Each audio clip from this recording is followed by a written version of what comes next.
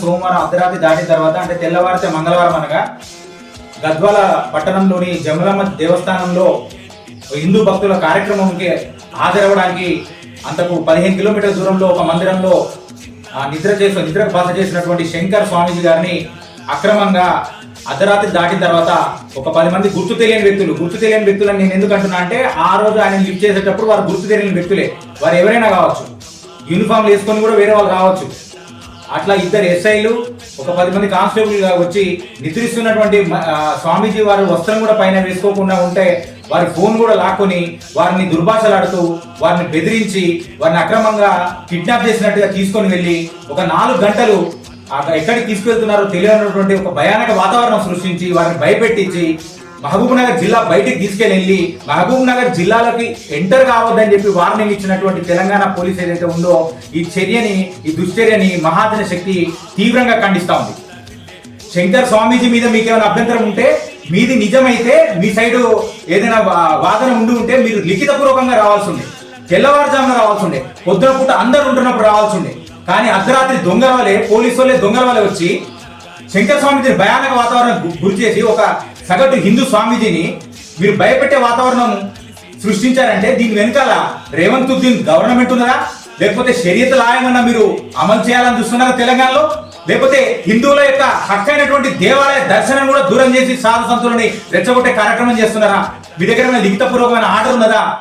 ఇలాంటివి ఏవి లేకుండా ఈ భయానక చర్య ఏదైతే చేసిరో, ఏ దుర్బుద్ధితో చేసిరు, లేదంటే ఎవరైతే మీ వెనకాల నుండి నడిపించిరు, అవన్నీ కూడా బయటకు రావాల్సిన అవసరం ఉంది. శంకర్ స్వామీజీకి మహాజన శక్తి ఈ రోజు తెలంగాణ వ్యాప్తంగా హిందూ బంధువులందరూ కూడా అనేకమైనటువంటి సనాతన ధర్మం కోసం పనిచేస్తున్నటువంటి సంఘాలన్నీ కూడా ముక్త కంఠంతో సంఘీభావం తెలుపుతా ఉన్నాయి. శంకర్ స్వామీజీకి జరిగినటువంటి ఈ యొక్క అవమానకరమైనటువంటి చర్య ఏదైతే ఉందో సకల రాష్ట్రంలోని తెలంగాణ బంధువుల మీద జరిగినట్టుగా భావిస్తా ఉంది తెలంగాణ హిందూ సమాజం.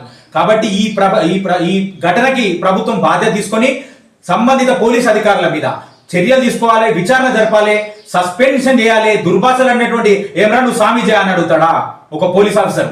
అనేది బ్యాడ్ దిగిన గుర్తుపట్టలే, మా దగ్గర ఫోన్ లేకుండే. మీరు హిందువులా, ఏ అమ్మ మీ అమ్మని పిలిచింది ఎవరు రాని, మా హిందూ దేవి దేవతల్ని అవమానపరిచే విధంగా సాటి హిందూ అయి ఉండి పోలీస్ ఆఫీసర్లు మాట్లాడతారా?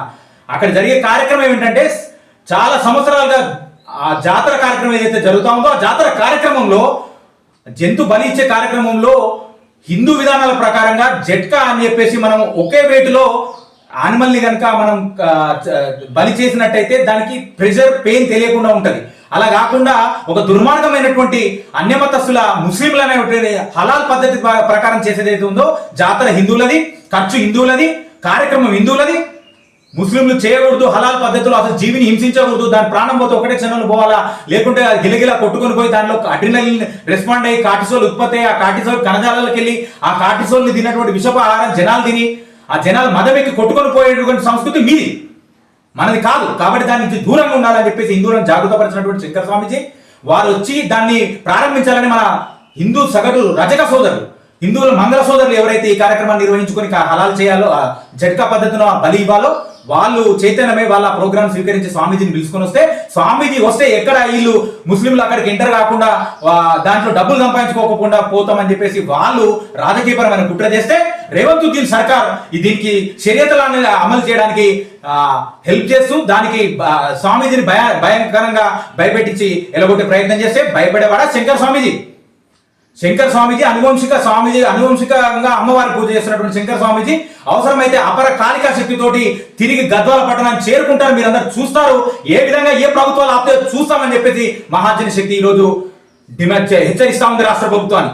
కాబట్టి ఇంకా ముందుగా హిందువులకు సంబంధించిన కార్యక్రమాలన్నీ కూడా హిందువుల దాంట్లో వేరే మతస్థులు జోలికి రాకూడదు, హిందూ ప్రార్థనాలయాల్లో హిందూ దేవాలయాల్లో అన్ని మతస్థులు వ్యాపారాలు చేయకూడదు, వాళ్ళ యొక్క దర్గాలు కూడా ఉండకూడదు.